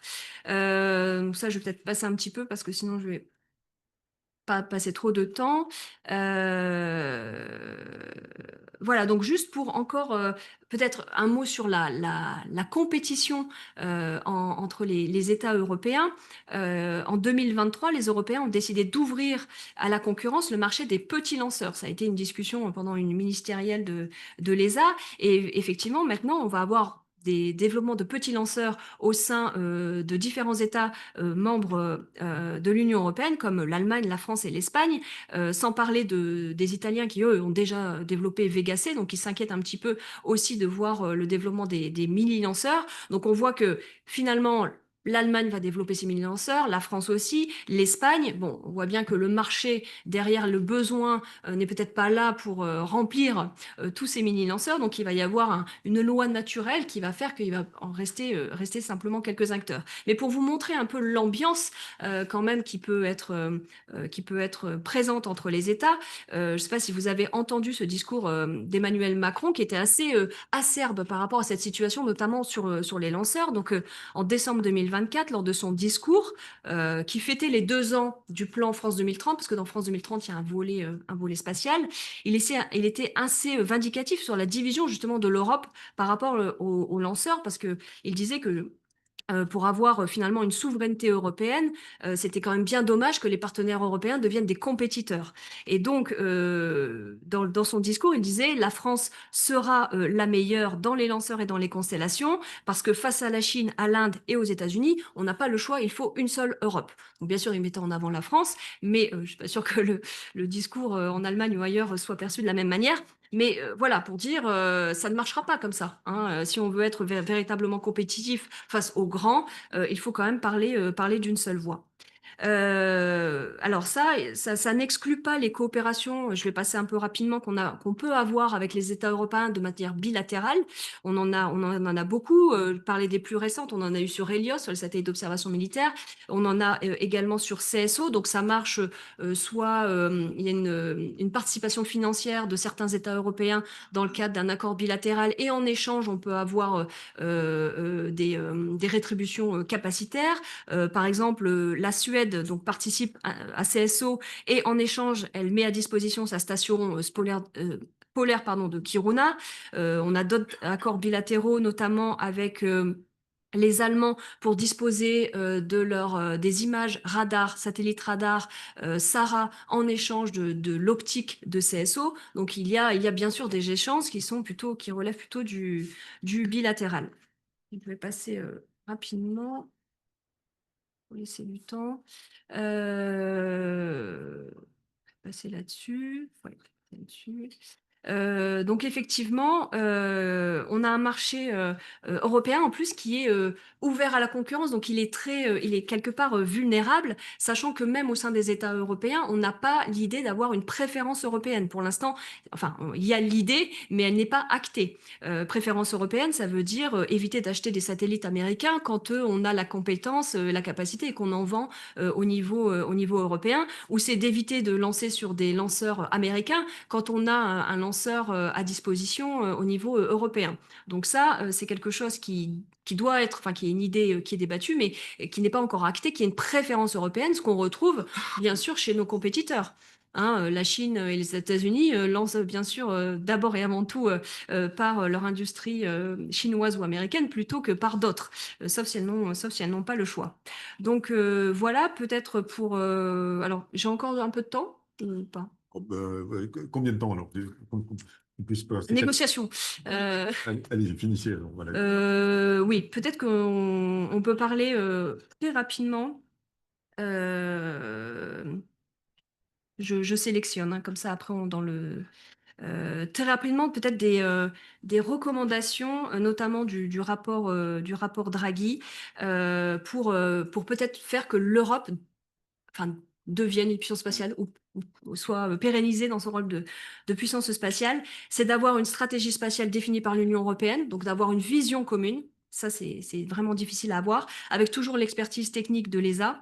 C'est de pérenniser l'accès à l'espace avec des solutions européennes, avec cette idée de préférence européenne qui n'est pas actée aujourd'hui, de développer le spatial de défense, parce que, alors aujourd'hui, effectivement, il y a un certain mouvement, mais tous les États ne sont pas convaincus qu'il faille développer encore le spatial de défense au niveau européen, qu'on en a absolument besoin. Nous, en France, on est très sensibilisés à la question, mais l'Union européenne, si on prend que l'Union européenne, c'est quand même 27 États, et on n'est pas du tout sur les mêmes opinions. L'idée aussi d'être leader dans tout ce qui est surveillance du climat, ça c'est une priorité quand même politique importante au niveau de l'Union européenne. Et puis, il y a la question du vol habité et de l'exploration. Est-ce que finalement, on doit se lancer dans le vol habité? On a fait le choix il y a quelques années de ne pas le faire. Aujourd'hui, c'est une question qui revient sur le devant de la scène. Pourquoi on le ferait? Bah, c'est pour le vol habité, bien sûr, mais pas seulement. Ça permet aussi d'entraîner dans son sillage une industrie performante, hein, de pouvoir se challenger, encore un anglicisme, pardonnez-moi pour cette nouvelle anglicisme, mais voilà, ça permettrait aussi de porter un peu l'Europe spatiale dans son ensemble.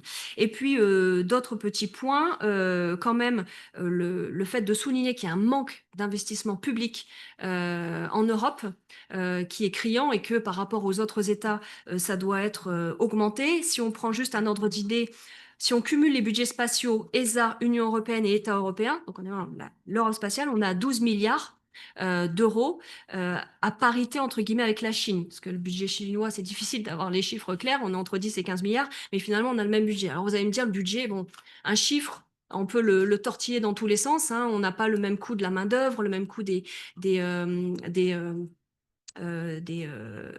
capacités, enfin de la capacité industrielle, etc. Donc, on peut faire dire beaucoup de choses au budget, mais voilà pour avoir un ordre d'idée, sachant que les projections donnent le budget chinois d'ici à 2030 à un budget de 20 milliards. alors que le budget européen devrait peut-être, malgré quelques annonces, un peu stagner. Donc on voit bien il peut y avoir un manque de budget et d'investissement public. Je pense que vous l'avez bien compris, il y a une gouvernance spatiale qui est complètement fragmentée et qui freine finalement le fait que ce soit plus fluide et qu'on porte l'Europe spatiale un peu plus haut. Donc il faudrait réformer cela. Et puis les entreprises européennes ont aussi un accès limité à la finance et aux contrats publics.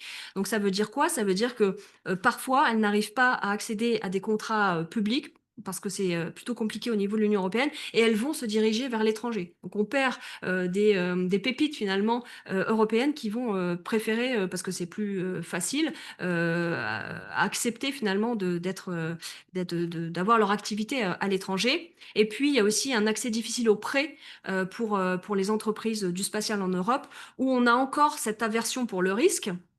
Contrairement, si on prend SpaceX, ça c'est l'exemple caractéristique, mais bon, il n'y a pas nécessairement que ça. Et donc, les prêts, notamment de la Banque centrale européenne, vont être frileuses à être donnés à ces entreprises spatiales, parce que c'est quand même des entreprises parfois qui ne sont pas qui sont enfin dangereuses, c'est pas le mot que j'aimerais employer, mais voilà, pas sûr en tout cas. Donc il y a toujours un taux d'échec, on se lance dans quelque chose, etc. On parle des lanceurs réutilisables, etc. Donc effectivement, il y a une prise de risque qui est nécessaire dans le spatial, et ça, finalement au niveau européen, on est encore frileux pour le faire. Donc je vais m'arrêter là, même si j'avais encore d'autres choses, mais on pourra y revenir Oui, on peut-être peut dans la discussion. venir un peu pendant la Oui, ce sera discussion. Voilà. un peu mieux. Merci infiniment. Moi, je voudrais vous Ouais. poser quand même alors, une question très simple. C'est dans Galiléo, il y a toujours le Royaume-Uni ou ils sont sortis, en fait? Alors, ils ont été sortis à la suite du Brexit, donc il n'y a plus la Grande-Bretagne qui est dedans. D'ailleurs, ça leur a fait Ouais.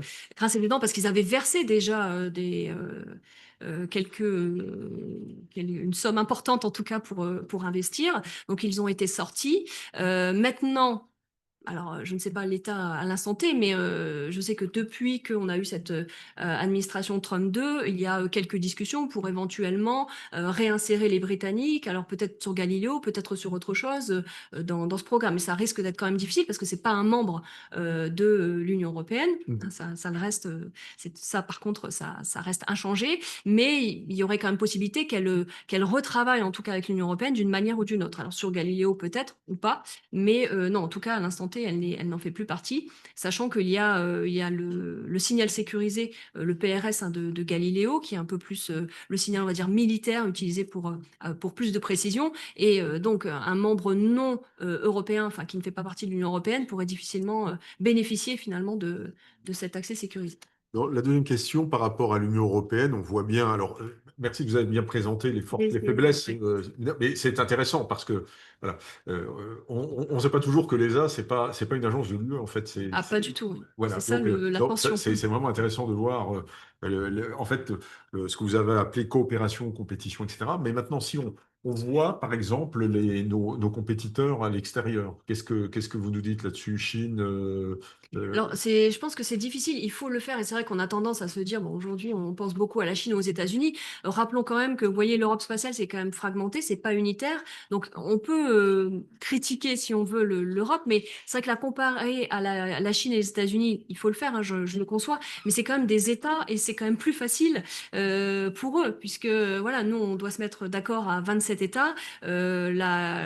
L'opinion, enfin, la vision de l'espace par la France, c'est pas la vision de l'espace par la Lettonie ou par d'autres pays. Je veux pas me focaliser sur certains autres pays, mais en tout cas, il y a des objectifs, des stratégies différentes. On fait face donc à des pays, enfin voilà, et à une Europe qui est pas unitaire. Maintenant, bon, bah, c'est incontestable que les États-Unis, c'est le premier budget de loin spatial du monde, hein, c'est 70 milliards d'euros ou de dollars, bon, ça change pas énormément, mais quand même, par an. L'Europe, comme je vous l'ai dit, c'est 12 milliards. Donc déjà en termes de budget, on n'est pas sur les mêmes choses. Après, ils ont pris de l'avance sur les propulsions, sur les constellations. On l'a rappelé avec Starlink. Donc C'est comparable dans une certaine mesure. Et après la Chine, c'est plutôt, on va plutôt parler de compétition entre guillemets entre Chine et États-Unis. Et puis l'Europe, je pense qu'elle doit faire son propre chemin. On ne doit pas être déclassé, on doit rester dans la course, mais on doit faire avec les moyens qu'on a. Donc ensuite, pour l'instant, pour moi, il n'y a pas de déclassement, surtout avec tous les développements qu'on voit aujourd'hui. Mais les deux grands sont quand même devant. Après la Chine, bon, ça se discute en termes de budget, mais en tout cas en termes de capacité, elle a quand même beaucoup plus de satellites que l'Europe qui sont en orbite. Donc après, voilà, je pense que Très bien. j'ai Merci. répondu à la question. Est-ce qu'il y a des questions? Alors, allons-y. Alors, attendez, on va vous donner un micro. Voilà, Je pense que je parle assez fort. Oui, mais c'est pour les gens qui sont sur Internet. Il y a des gens qui écoutent en ligne. Alors, c'est pour ça que sinon, ils n'entendent pas. Pour la salle, c'est parfait, mais pour Internet, à mon avis, c'est pas suffisant.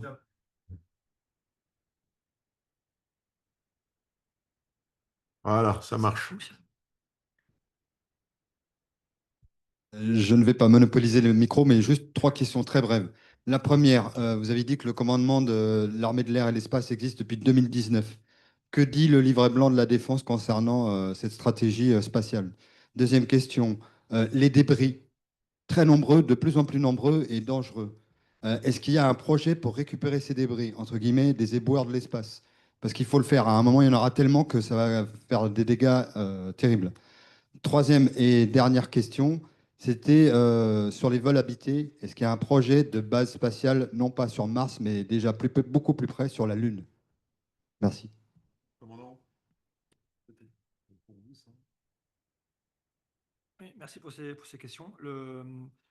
Le livre blanc ou les différents livres blancs ont évoqué l'espace, enfin, j'en avais parlé. À chaque fois, c'est plutôt l'espace en tant que domaine. On a bien vu qu'au début, c'était l'espace est un endroit, enfin, est un milieu important qui va permettre de soutenir les opérations. Puis après, c'est devenu un lieu de conflictualité. C'est devenu un lieu qui concerne directement notre sécurité nationale. Donc oui, aujourd'hui, les différents livres blancs ou même les revues stratégiques, parce que finalement, après, on n'a pas toujours fait des livres blancs, mais que des revues stratégiques, euh, mentionne l'espace et avec vraiment une importance grandissante, et en tout cas un domaine qui est passé d'un simple domaine qui apporte des services à un domaine de conflictualité. Ça, c'est vraiment, je pense aujourd'hui, on voit aujourd'hui, si vous prenez tous les livres blancs et les revues stratégiques depuis 2008, vous allez vraiment voir cette évolution du narratif sur l'espace. Et peut-être pour répondre à la question sur les débris, je pense que déjà en France, on a une loi, enfin une loi sur les opérations spatiales. On est un des premiers pays en Europe à avoir une telle loi.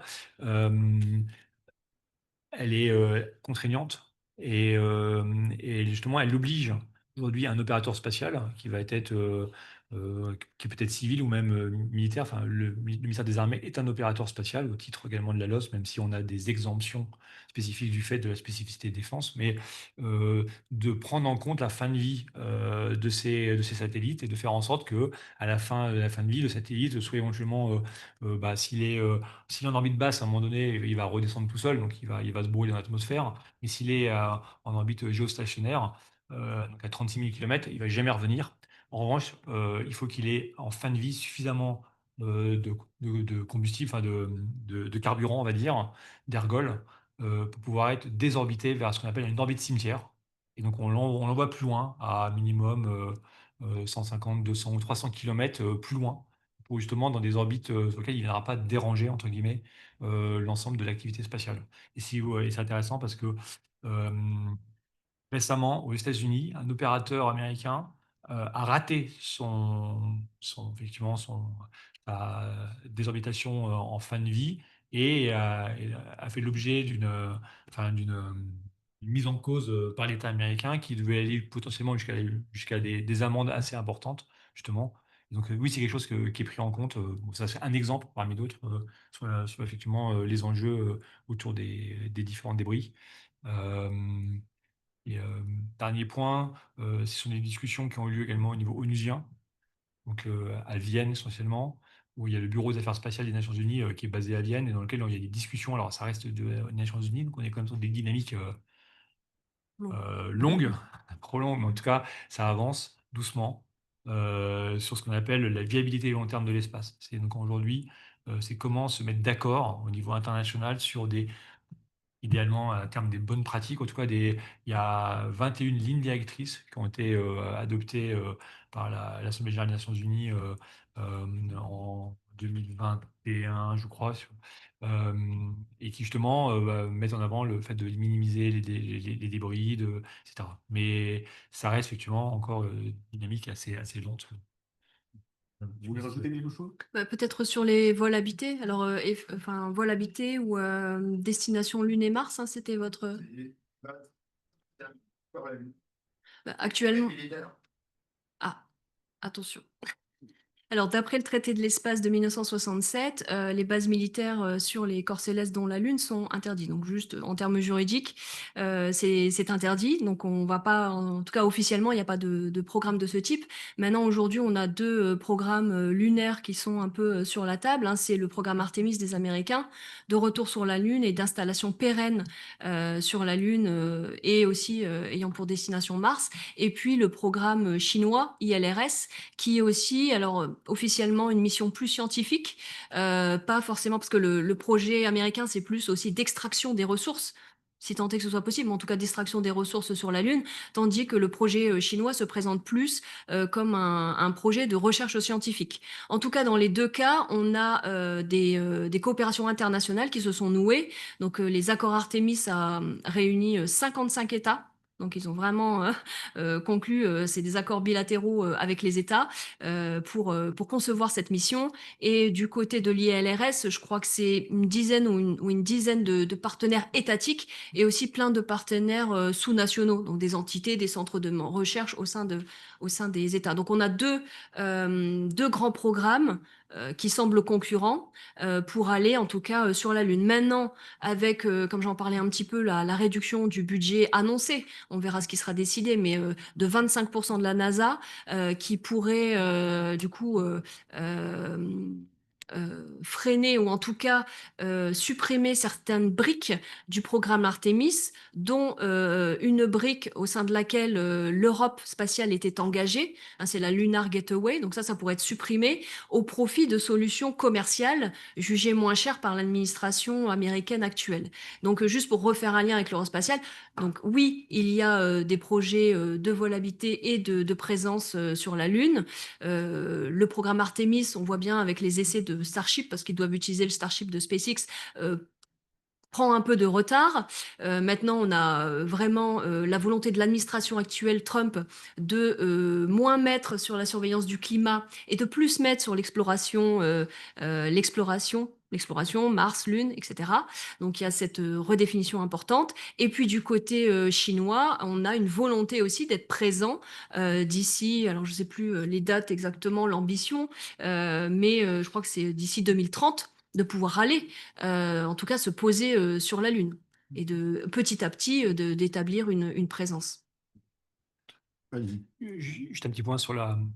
Enfin, moi, je suis régulièrement aux États-Unis et quand vous discutez avec les Américains, même les militaires, en fait, cette compétition, c'est impressionnant de voir comme cette compétition entre les États-Unis et la Chine, elle est vraiment mais structurante à tous les niveaux de la manière de voir les choses.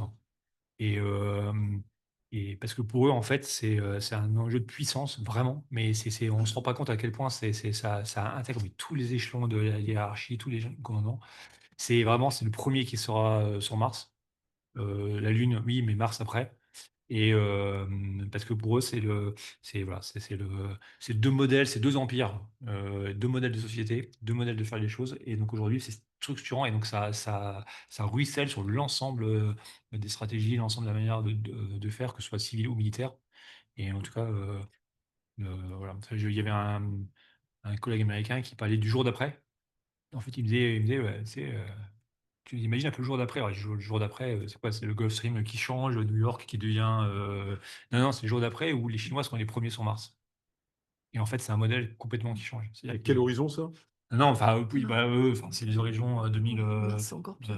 enfin, je sais pas, 50? 2050, 2060, Ouais, mais c'est ça. Ah mais oui, il n'y d'accord. a pas vraiment d'horizon temporel. C'est de dire si on ne peut pas envisager qu'ils soient les premiers, qu'ils soient avant nous. Oui, bien sûr. Oui, c'est impossible. Oui, Voilà. ça rassemble vraiment à la compétition Sputnik, etc. C'est vraiment Véritablement dans l'espace. Voilà. Question, allez-y. Bonsoir. Question pour le capitaine de vaisseau Leroy. Deux questions sur Iris Carré. On voit bien qu'il n'y a pas forcément un consensus en Europe sur cette constellation. Les Allemands se posent des questions, ils parlent de construire leur propre constellation. Les Italiens, avec Elon Musk, ont noué pas mal de discussions, on ne sait pas trop où ça en est. Les Français, j'ai l'impression, au contraire, sont très moteurs. Première question, si jamais cette constellation ne voit pas le jour, est-ce qu'il y a un plan B en France? Et deuxième question, vous disiez que les forces armées n'étaient pas impliquées dans la définition des spécifications des projets européens. Iris Carré va comporter, si elle se fait, donc un volet militaire assez important.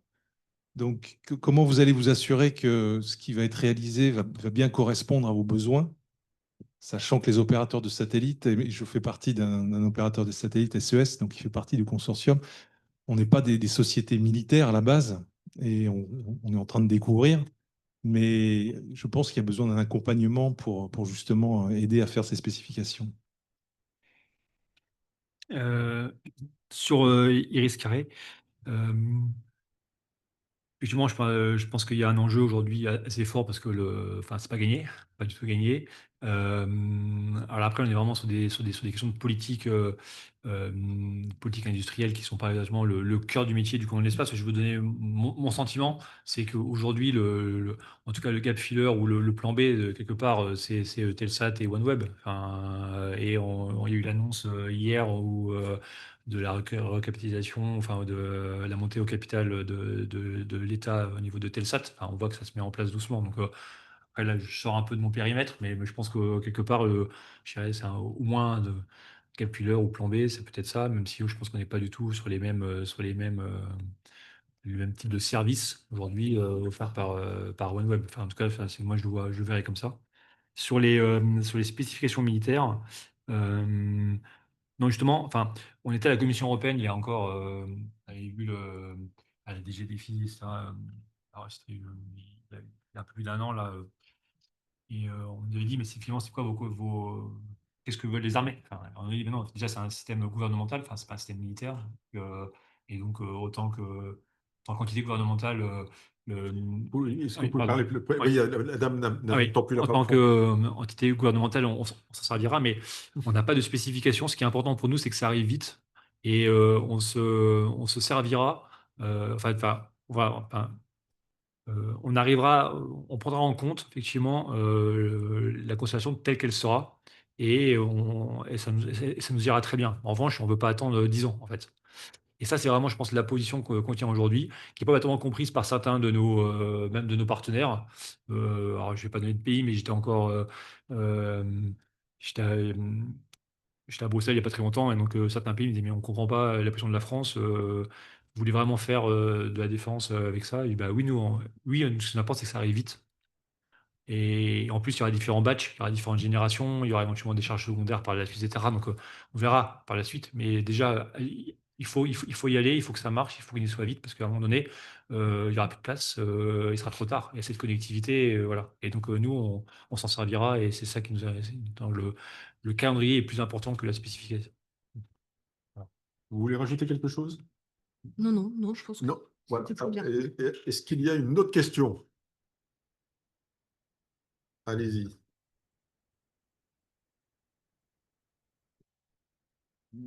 Oui, c'est une question pour le commandant. La militarisation de l'espace est une réalité.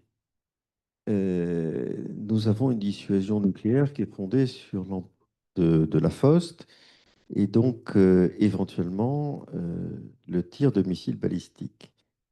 Aujourd'hui, est-ce qu'il y a un risque sur la vulnérabilité des trajectoires de ces missiles et est-ce que c'est quelque chose que vous prenez en compte en franco-français bien sûr, et puis peut-être avec des réflexions ultérieures au niveau européen? Il y a pas mal, il y a pas mal, il y a pas mal de questions. Il y a une bonne partie qui est.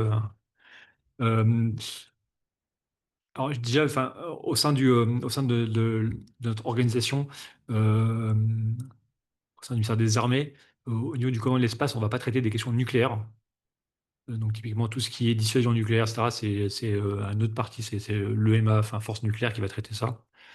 Donc, la vulnérabilité d'un missile, etc., enfin, ces réflexions là-dessus, c'est pas chez nous directement.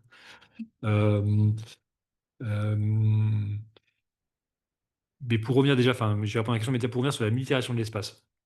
Je pense que l'espace a toujours été militarisé, en fait. Enfin, il y a toujours eu des satellites qui ont servi à des fins militaires, etc. Euh, on était aux Nations Unies il y a pas très, enfin, il y a un peu plus d'un an là, euh, et on discutait avec le Bureau des Affaires spatiales des Nations Unies sur l'emploi pacifique de l'espace extra-atmosphérique. Certains voudraient nous faire pousser, et en particulier nos amis russes, sur le fait que le Pacifique égale civil. Et donc à partir de là, ils vont arriver sur dire on va faire des grands traités qui interdisent les armes dans l'espace, des choses hyper contraignantes, des grands traités qui ne suivront pas, mais qui vont contraindre tout le monde, mais qui seront les premiers à pas suivre. Et donc on disait bah, Pacifique, ça ne veut pas dire civil, hein. Parce que dans le Pacifique, les militaires sont partie du jeu. Et justement, c'est parce qu'il y a des militaires que c'est pacifique. Et donc justement, donc, cette limitation de l'espace, je pense qu'aujourd'hui, elle a toujours eu lieu et finalement, c'est peut-être une des conditions, vu le contexte et la montée des menaces, du maintien d'un emploi pacifique de l'espace. Donc finalement, une forme de stabilisation apportée par la défense. euh, on pourrait effectivement le voir comme ça. Enfin, je vous propose ça comme réponse. On peut effectivement, bien sûr, en discuter. Euh, sur l'espace, sur les missiles, déjà, effectivement, ils passent par l'espace, mais ils n'y restent pas. Donc, déjà, il y a dans la partie. Alors, pour dire qu'on met quelque chose en orbite, on pourrait dire finalement, pour qu'un objet soit considéré comme dans l'espace, il faut qu'il ait au moins fait un orbite complet. Donc, ce que fait pas un missile. Donc, c'est pour ça que lorsqu'on dit qu'un missile balistique nucléaire à un moment donné, il y a une phase effectivement extra-atmosphérique avant de redescendre, il fait juste que passer. Donc, il n'est pas contraire au traité 67. S'il faisait un tour complet ou si on mettait enfin, des missiles positionnés dans l'espace qui détournent de la Terre et puis qui attendaient comme ça, là, effectivement, là, ça peut remettre en cause le traité. Donc, c'est un peu de sémantique, mais ça a son importance quand même. La France respecte le traité de 67 voilà. Euh, Dissuasion nucléaire, missiles, autrement, bah, c'est tous les sujets qu'on voit commencer un peu dans la presse sur l'alerte avancée, sur les capacités d'alerte avancée aujourd'hui qui sont un peu dans toutes les réflexions. Mais là, après, on rentre sur des sujets comme assez vite classifiés, donc je ne vais pas pouvoir en dire beaucoup plus là ce soir sur le sujet. Mais oui, ça fait partie des sujets et un peu tout comme les fameuses réflexions qu'on peut avoir sur le Golden Dome américain. Est-ce que ça nature à remettre en cause enfin, c'est toujours l'histoire du bouclier et du glaive, hein, finalement. Donc c'est un peu, on a toujours eu cette opposition, cette manière de réponse réciproque entre les deux.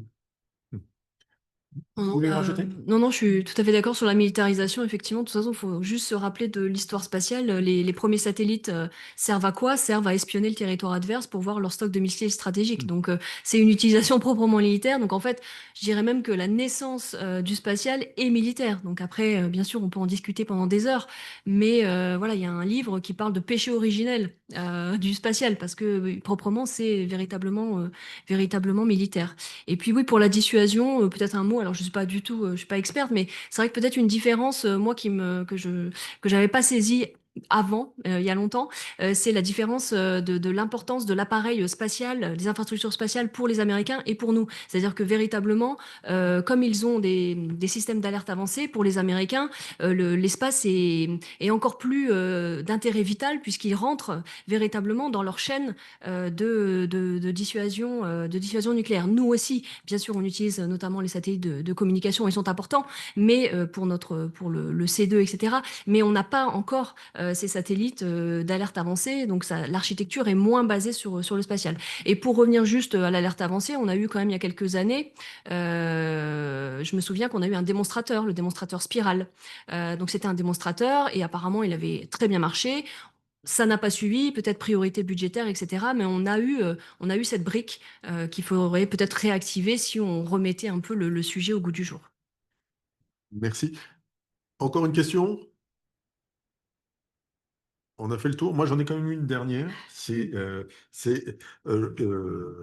après, on ne vous embête plus. Ça Mais va. Intelsat, on nous a dit que ça pouvait remplacer ou compléter, par exemple en Ukraine, Starlink, si jamais Elon Musk se retirait du soutien aux Ukrainiens. Alors, qu'en est-il? Qu'est-ce que c'est Intelsat? Qui participe à ça? Et est-ce que c'est effectivement un compétiteur de Starlink? Alors, je ne sais pas auquel des deux il faut poser la question. Je sais pas. Pour répondre, si vous voulez. Ah, oui. Ah, oui, alors allez-y. On a le droit- on a le droit à un joker. donc- Ah non, on a le droit à un joker, voilà, Après, ouais, il a un ami. c'est intéressant, ouais. C'était une société américaine. Bon, je fais partie d'SES, C'est d'accord. la société luxembourgeoise, un opérateur luxembourgeois qui va racheter Intelsat. Ah, ben voilà, voilà. c'est exactement la Voilà. personne qu'il nous Donc, faut. d'ici 2 mois, Oui. la Commission européenne apparemment va valider l'opération. Les Anglais l'ont fait. On n'attend plus que le veto américain. Pardon, le veto. J'avais le mot anglais, vetting, pardon. L'enceinte américain. Donc Intelsat, c'est l'opérateur historique de satellite hein, qui a été créé, je crois, dans les années 60, qui était à la base une réunion de tous les, pas des agences spatiales, mais de tous les pays qui voulaient mettre en commun des capacités spatiales de communication, notamment pour tout ce qui était télévision à la base. C'est vraiment le business encore primordial d'Intelsat et qui a une constellation, qui n'a pas de constellation, mais qui a des satellites en orbite géostationnaire. Ils en ont plus de 50. Et ils n'ont pas de constellation LEO, ils n'ont pas de constellation MEO. Et les orbites géostationnaires permettent des applications militaires intéressantes, mais ne font pas la même chose qu'un Starlink. Absolument pas. Il n'y a pas la latence de 50 millisecondes, par exemple, pour un Starlink. Quand un satellite géostationnaire à 36 000 km, lui, va mettre 600 millisecondes. Donc, des cas d'usage complètement différents qui peuvent avoir une certaine utilité pour des stations fixes, notamment pour des gros débits. Mais dès qu'on parle de mobilité, ce n'est pas du tout adapté à ce qui se passe aujourd'hui en Ukraine sur le champ de bataille. Oui, parce que Pas j'avais tellement. compris, moi, lorsque Elon Musk envisageait de se Mhm. retirer, ou on en parlait au moment de Trump 2, version 2, que Intelsat prétendait être capable de Mhm. remplacer à terme, si les Américains se désengageaient, de remplacer Starlink. Donc vous Mhm. dites non. Alors, vous avez peut-être une info que je n'ai pas. Hein. Ah non, non, non, ah non. Moi, je pose la question. Ah non, non, Mais non, non, opérationnellement parlant, non, d'accord. ça ne fait pas la même chose. Ça peut rendre des services pour des postes de Les commandement qui ont besoin de de traiter de beaucoup de données, D'accord, mais pour des opérations tactiques. d'accord. Et je crois que les Ukrainiens sont friands d'opérations de drones. Là, un D'accord. satellite géostationnaire n'a pas du tout les mêmes capacités que la constellation d'Elon Musk. Juste Donc, à l'inverse, il y a quand même la précédente PDG de Telsat qui avait dit que OneWeb pouvait suppléer la constellation Starlink. ah ouais, d'accord. C'était ce qu'elle avait dit. Je ne sais pas si c'était utilisé sur le terrain, mais en tout cas, elle avait dit que c'était opérationnel. Oui, en orbite basse. Oui, oui, voilà. Mais c'est quoi? C'est pas Eutelsat, ça? Non? C'est pas un Intelsat, c'est Eutelsat. Ok, Eutelsat. Ah oui, Eutelsat. C'est peut-être. Ah oui, d'accord, oui, d'accord. Voilà, alors, c'est peut-être une confusion de ma part alors. Oui, entre Je sais Eutelsat pas. et Intelsat. Oui, d'accord. Voilà.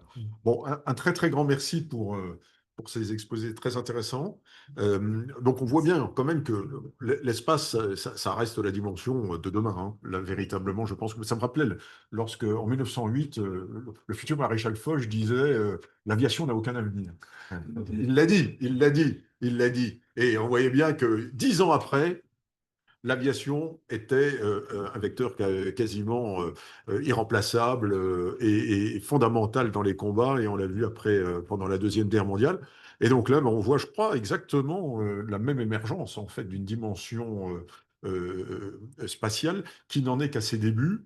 Et il y a un problème, alors là, sur lequel on pourrait revenir, hein, c'est véritablement dans cette compétition. Il y a des États qui ont une certaine éthique, il y en a d'autres qui n'en ont pas, et on peut se poser la question de savoir effectivement jusqu'où cet espace va-t-il être militarisé à terme, et qu'est-ce qu'on peut se permettre dans l'espace, dans l'avenir, est-ce qu'il y aura des batailles spatiales comme dans Star Trek, ou au moins dans Star la guerre Wars. des étoiles demain matin? c'est des questions qu'on peut raisonnablement se poser parce que la compétition, finalement, n'en est qu'à ses débuts. À ses débuts. On commence à en exploiter toutes les potentialités. La guerre d'Ukraine nous rappelle quotidiennement le poids du spatial pour l'observation, pour un certain nombre de choses, etc. Et même le poids du spatial, on n'a pas trop parlé, mais pour le nucléaire. Je veux dire, quand le fait nucléaire devient hyper dimensionnant en tant que facteur de puissance au XXIe siècle, hein, c'était tout à fait le cas à la fin du XXe. Donc aujourd'hui, le fait nucléaire revient, et donc le spatial va occuper nos, nos pensées et puis les états-majors pour vraisemblablement les années à venir. Un grand merci. Et les chercheurs également.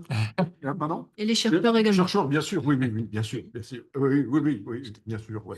Voilà. Donc, on en a fait à peu près il y a un an et demi, il me semble. C'est ça. Oui, tout à Je fait. pense qu'on fera une conférence pour faire un point en fonction des développements dans un avenir.